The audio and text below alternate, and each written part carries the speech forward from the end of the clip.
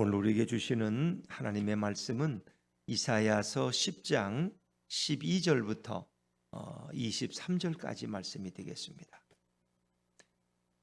구약성경 979쪽입니다. 이사야서 10장 12절부터 23절까지 말씀입니다. 이사야서 10장 12절부터 23절까지 저와 여러분이 한 절씩 교독하십니다. 12절부터입니다. 그러므로 주께서 주의 일을 시온산과 예루살렘에 다 행하신 후에 아수르 왕의 완악한 마음의 열매와 높은 눈의 자랑을 벌하시리라. 그의 말에 나는 내 손의 힘과 내 지혜로 이 일을 행하였나니 나는 총명한 자라. 열국의 경계선을 걷어치웠고 그들의 재물을 약탈하였으며 또 용감한 자처럼 위에 거주한 자들을 낮추었으며 내 손으로 열국의 재물을 얻은 것은 새의 보금자리를 얻은 같고 온 세계를 얻은 것은 내버린 알을 주움 같았으나 날개를 치거나 입을 벌리거나 지저귀는 것이 하나도 없었다 하는도다.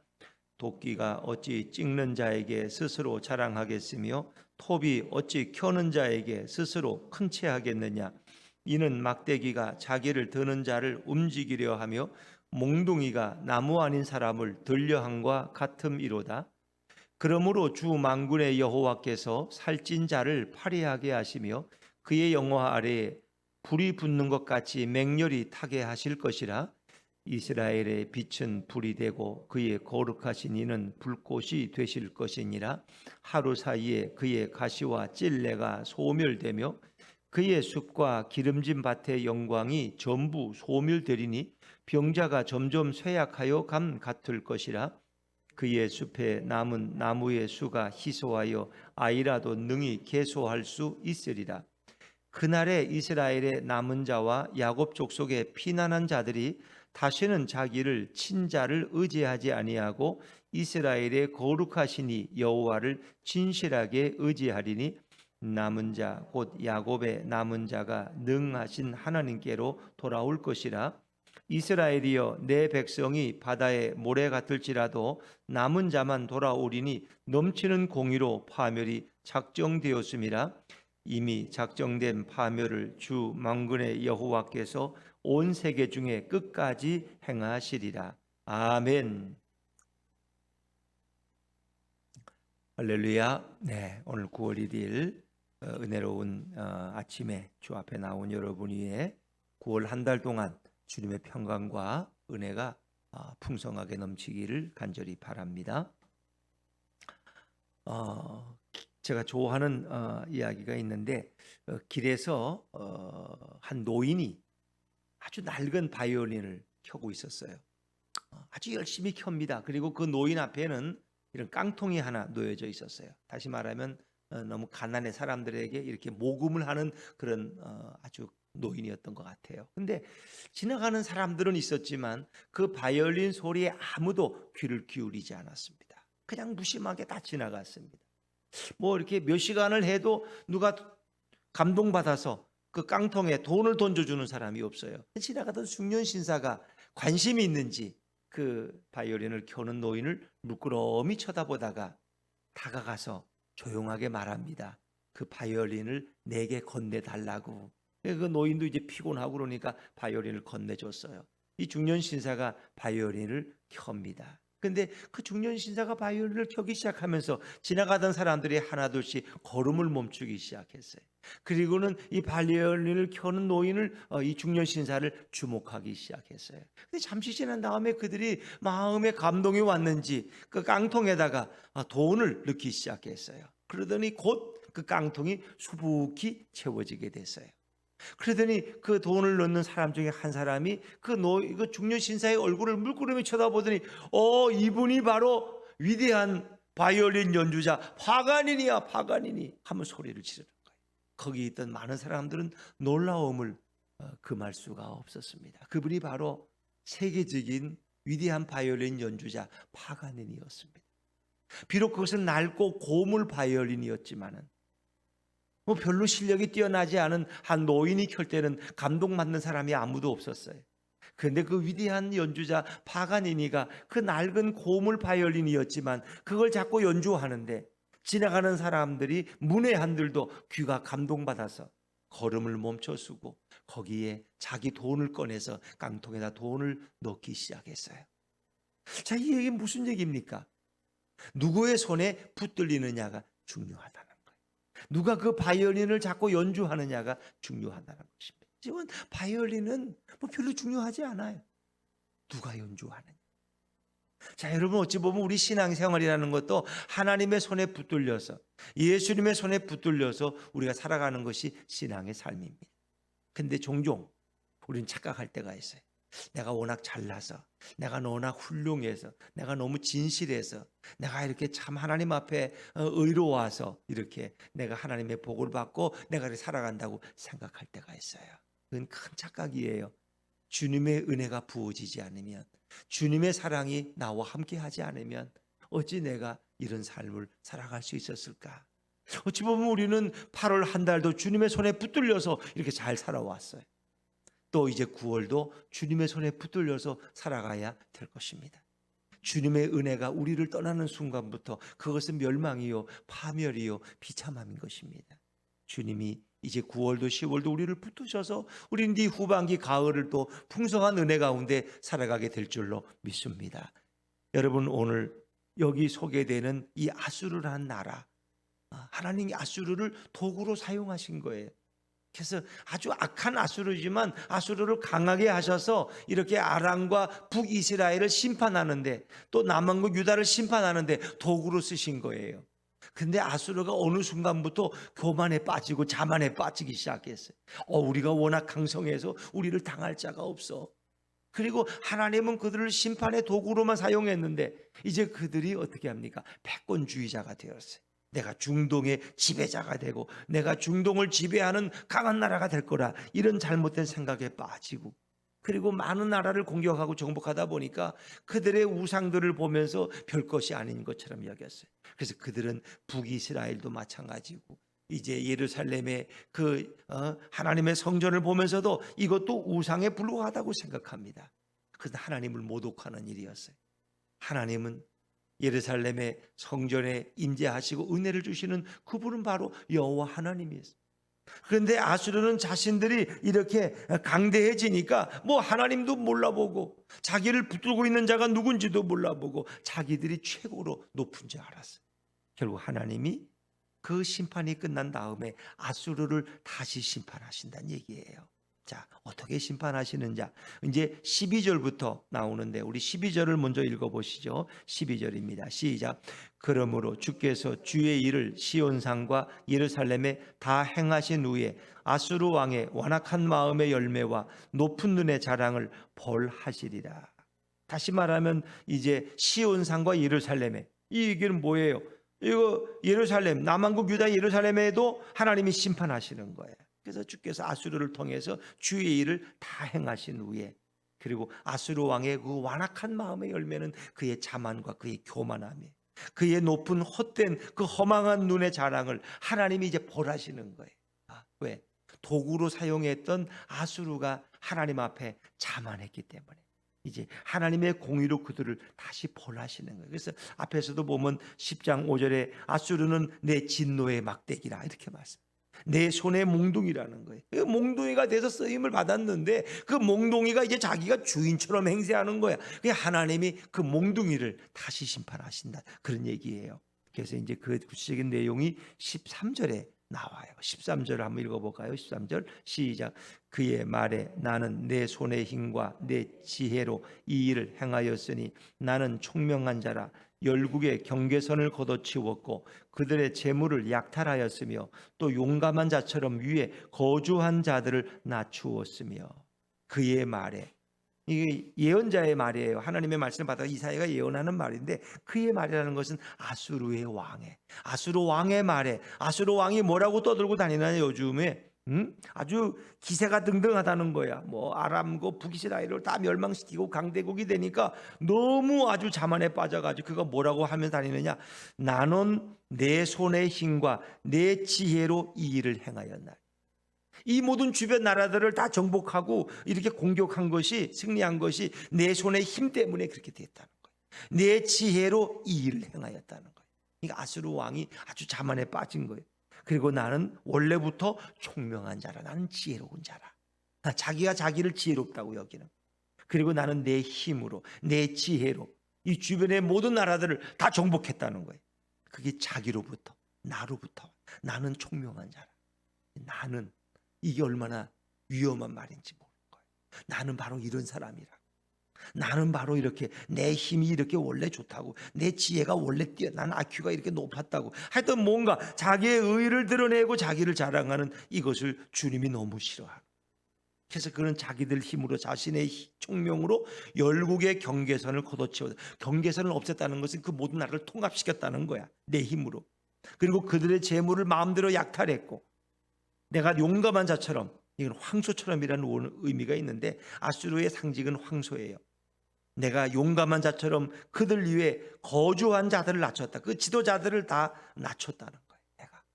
내가 공격하는 나라들의 지도자들은 다 노예처럼 낮췄고, 이제 계속되는 거예요. 14절도 계속되는 거예요. 또 내 손으로 내가 한 거예요. 14절에 그가 뭐라고 또 계속 떠버리는지 보세요. 14절 시작. 내 손으로 열국의 재물을 얻은 것은 세의 보금자리를 얻은 같고, 온 세계를 얻은 것은 내 버린 알을 주움 같았으나 날개를 치거나 입을 벌리거나 지저귀는 것이 하나도 없었다 하는도다. 이 얘기를 14절에 보면은 아수르 왕은 이 아람이나 북이스라엘을 이렇게 정복할 때 어렵게 정복하지 않았어요. 너무 쉬웠어. 전쟁이 너무 쉬웠어. 내 손으로 열국의 재물을 얻은 것은 새의 보금자리를 얻은 것 같다. 새의 보금자리 얻는 게 뭐 어려워요? 새 날아간 다음에 보금자리에 알을 가져오면 되지. 그러니까 그냥 아수르가 가는 곳마다 다 무너져 버리는 거야. 다 도망가 버려. 그래서 그들의 재물을 다 끌어왔어. 내 손으로 그렇게 했어. 그래서 온 세계를 다 얻었어. 아수르가 이제 강대국이 돼서. 그래서 그것은 내가 버린 알을 주움 같았어. 내가 버렸던 알을 다시 손으로 주워오는 게 뭐 힘들어요? 누워서 뭐 식은 죽 먹기지. 너무 쉬웠다는 거예요. 그리고 그 나라들 가운데 저항하는 나라가 없어. 날개를 치거나 입을 벌리거나 지저귀는 것이 하나도 없었다 하는 듯. 그러니까 새들도요, 이렇게 어미새가 있는데 새끼를 누가 꺼내든가 보금자리에서 또 알을 꺼내오면 막 난리 나는 거 아시죠? 그 보금자리에서 어미새들이 막 날개를 치고 퍼덕거리고 막 짹짹거리고 막 난리가 나는 거야.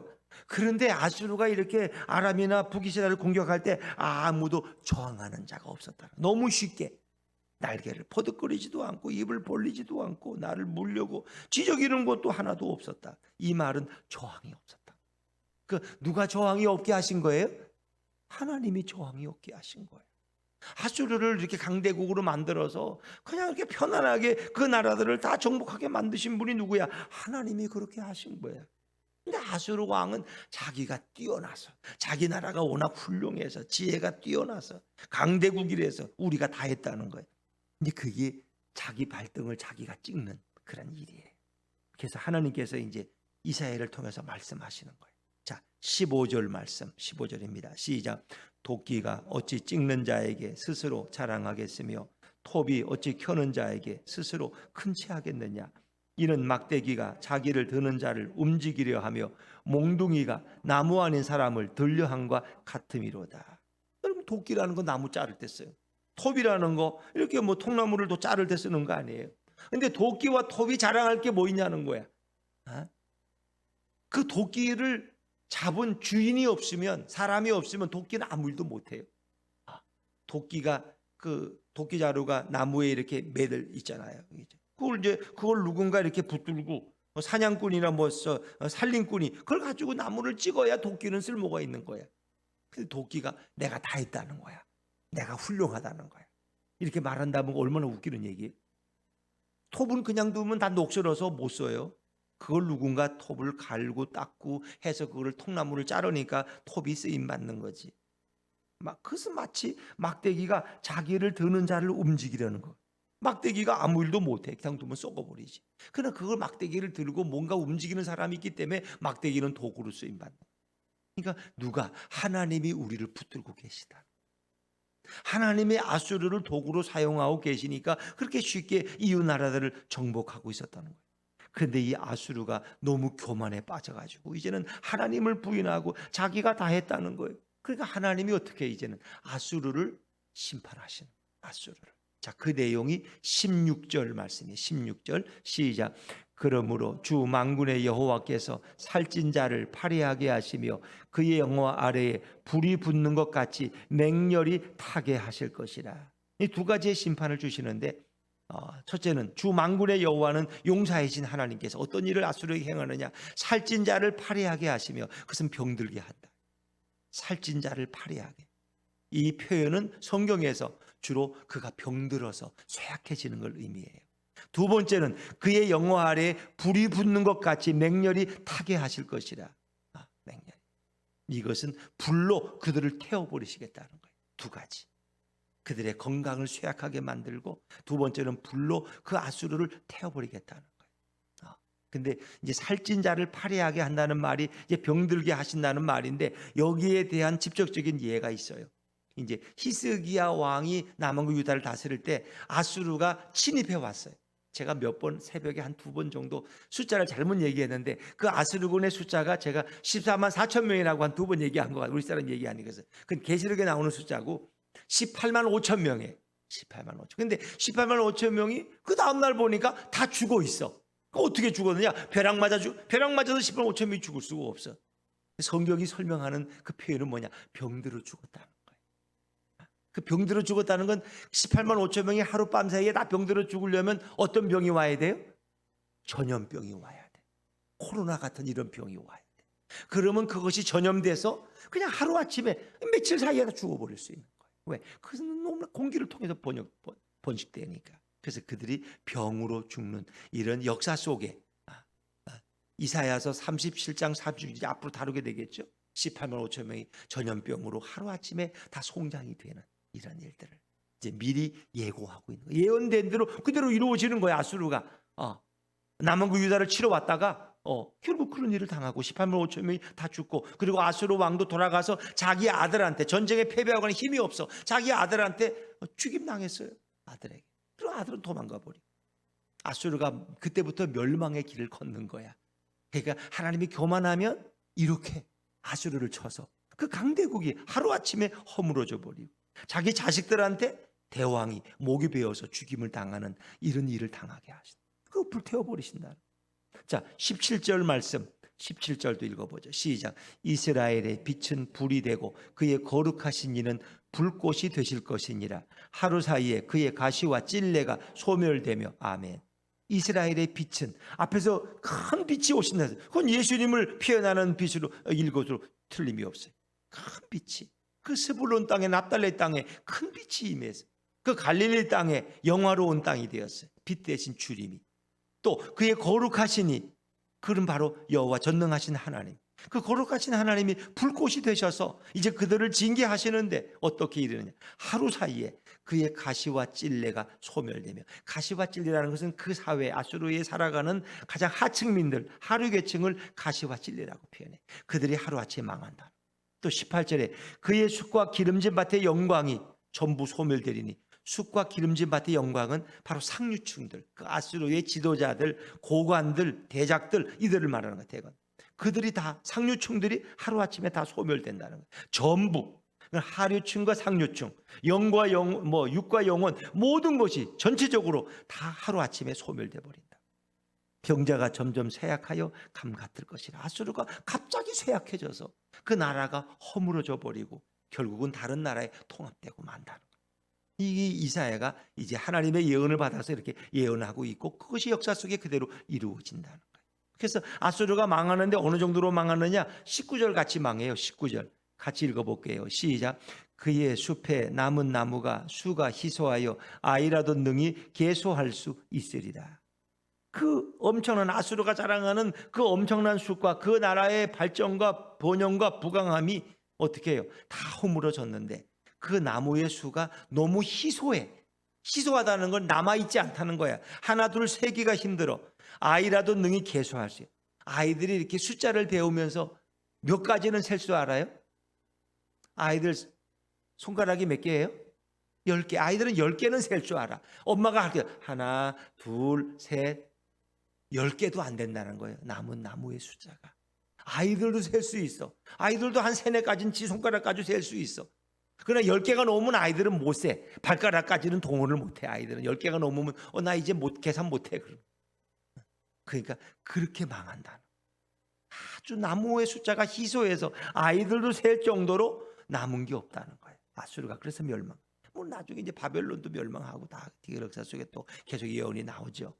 그러니까 이렇게 하나님의 도구로 쓰임 받는 아수르도 하루아침에 공중분해돼 버리고 만다는 거예요. 그래서 우리는 하나님이 나를 붙들고 계시는구나, 나는 주님의 도구구나 하는 것을 늘 깨달아야지. 내가 자만에 빠지면은 하나님이 나도 결국은 치시고 심판하실 수 있다는 거예요. 자, 이제 그렇게 아수르가 망하니까 이제 어떤 일이 일어나느냐? 강대국들이 망하니까 이제 거기에 붙들려 가 있던 이제 이스라엘 사람들이 돌아오게 되는 거예요. 자, 우리 20절 말씀은 20절입니다. 시작. 그날에 이스라엘의 남은 자와 야곱 족속의 피난한 자들이 다시는 자기를 친자를 의지하지 아니하고 이스라엘의 거룩하시니 여호와를 진실하게 의지하리니. 그날에 아수르가 망하는 날에 이스라엘의 남은 자와 야곱 족속의 피난한 자들, 이스라엘과 야곱 족속의 이건 다 북이스라엘을 가리키는 거예요. 그들이 다시 돌아오는데 다시는 자기를 친자를 의지해. 자기를 친자가 누구예요? 결국 북이스라엘이 망한 것은 누구에 의해서? 아수르에 의해서 망했어요. 자기를 친자는 아수르예요. 다시는 아수르를 의지하지 않겠다. 아수르를 의지하다가 결국 이런 일을 당했다는, 강대국을 의지하지 않겠다는 거예요. 그리고 이제는 이스라엘의 거룩하시니 여호와를 진실하게 의지하리니. 여기서는 이스라엘, 북이스라엘만 아니라 남한국 유다를 전체를 가리키는 거래요. 그래서 남한국 유다는 나중에 이 아수르를 굉장히 의지했어요. 친아수르 정책을 폈어요. 그런데 결국은 다시는 이 이스라엘 전체가 아수르를 의지하지 못할 것이다. 그리고 이제 누구를 의지해요? 이스라엘의 거룩하시니 여호와를 진실하게 의지하리. 왜? 자기가 의지하고 믿던 자들에게 결국은 다 심판당해서 그들이 멸망당할 직전에까지 갔으니까 이제는 하나님만을 진실하게 의지할 것이다. 깨닫는 거, 역사의 교훈을 통해서 우리가 뭘 좀 깨달으려면 이렇게 힘들어요. 뭐 누가 죽거나 누가 망하지 않으면, 병신이 되지 않으면 사람들은 깨닫지를 못해. 그때서야 깨달아. 너무 분주하던 사람이 병원에 침대에 누워있으면 생각하는 게 많아. 내가 그때 왜 그랬지? 내가 왜 이런 일을 당했지? 주님이 나를 치셨고 주님이 나를 깨달으라고 경고하셨는데 내가 그때 깨닫지를 못했구나. 그게 나중에는 다 깨달아져. 이제 그러다가 얼마 살지도 못하고 돌아가시면 너무 억울하죠. 왜? 그걸 다시 회복할 시간이 없어. 근데 깨닫는 사람은 행복한 사람이야. 내가 잘못 살아왔. 내가 앞으로 남은 생에는 이렇게 살아야 되겠다. 이제 그 깨닫는 거예요. 그런데 이스라엘이 남은 자들이 돌아와서는 이제 여호와만을 진실하게 의지하겠다고 그들이 또 맹세하고 또 다짐하게 돼요. 역사 속의 교훈이죠.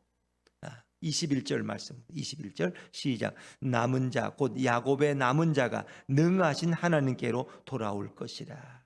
야곱의 남은 자가 능하신 하나님께로. 이제 우리가 9장 13절에 보니까 이 이사야가 첫 번째 낳은 아들의 이름이 스알야숲이야. 스알야숲의 이름의 뜻은 남은 자가 돌아온다는 거예요. 이거는 이제 바벨론 포로에 끌려갔던 남한국 유다 백성들이 남은 자들이 돌아온다는 걸 미리 예언하는 내용이에요. 두 번째 이제 이사야의 둘째 아들의 이름은 임마누엘이고 하나님이 그들과 함께 하신다는. 그 남은 자들과도 하나님이 함께 하신다. 두 가지 의미를 다 가지고 있죠. 그래서 결국은 그 남은 자들이 돌아온다. 물론 아수르가 망하고 거기서 남은 자 돌아올 것이고 또 바벨론이 망하고 거기서 남은 자들이 돌아오겠죠. 그것을 이제 미리 예언하고 있는 거예요. 그런데 그 돌아온 자들이 다 하나님이 택한 자들은 아니에요. 그들 중에서도 정말 하나님이 택하신 자들만 이제 돌아오게 되겠죠. 자, 22절입니다. 22절 시작. 이스라엘이여 내 백성이 바다에 모래가 들지라도 남은 자만 돌아오리니 넘치는 공의로 파멸이 작정되었습니다. 그러니까 이제 하나님이 아브라함에게 축복하실 때 내 후손들이 하늘의 별처럼 바닷가의 모래알처럼 번성할 것이다. 이렇게 이제 약속해 주셨어요. 그런데 그들이 다 택함 받은 자는 아니에요. 결국 그 많은 다윗 시대에 솔로몬 시대에 모래알처럼 많은 백성들은 다 흩어져 버리고 살육을 당하고 포로로 끌려가 죽고, 그리고 결국 그 중에 남은 자만 돌아와요. 그 남은 자로 하나님은 또 새로운 역사를 시작하는데, 이 남은 자가 이제 성경에서는 예수 그리스도, 생명의 씨앗 대신 그루터기 대신 예수님을 가리키기도 하고, 바벨론에서 돌아온 새로운 남은 백성들을 가리키기도 하죠. 이제 그들이 돌아와서 새로운 나라를 또 시작하게 돼요. 남은 자만 돌아온다는 것이다. 그래서 사도 바울은 이 말씀을 받아서 로마서 9장 6절에 이렇게 말하죠. 이스라엘에서 난 자가 다 이스라엘이 아니다. 오직 약속이 있는 자만이, 약속을 받은 자만이 바로 씨로 여기심을 받을 것이다. 이스라엘 백성이라고 다 이스라엘이 아니야. 그 중에서 결국은 약속을 받은 자가 씨로 여기심을 받는다. 그들이 바로 남은 자예요. 남은 자. 그래서 소수가 돌아와서 새로운 나라를 시작하게 될 것까지 이사야가 예언하고 있는 거죠. 23절 마지막 말씀입니다. 시작. 이미 작정된 파멸을 주 만군의 여호와께서 온 세계 중에 끝까지 행하시리라. 이건 계획된 파멸인데, 이건 역사 속에 이제 강대국 아수르를 멸망시키고, 또 오늘 북이스라엘 남한국 유다가 하나님의 심판으로 이렇게 파멸된 모든 것은 이미 계획돼 작정돼 있다. 왜? 그들의 죄악 때문에 하나님이 왜 작정하셨고 그것을 끝까지 이루신다. 그리고 남은 자들을 통해서 새로운 역사를 이루실 것을 이사야가 예언하고 있는 내용이죠. 그렇습니다. 우리들의 인생은 다 주님께 붙들린 삶입니다. 내 스스로 할 수 있는 건 아무것도 없어요.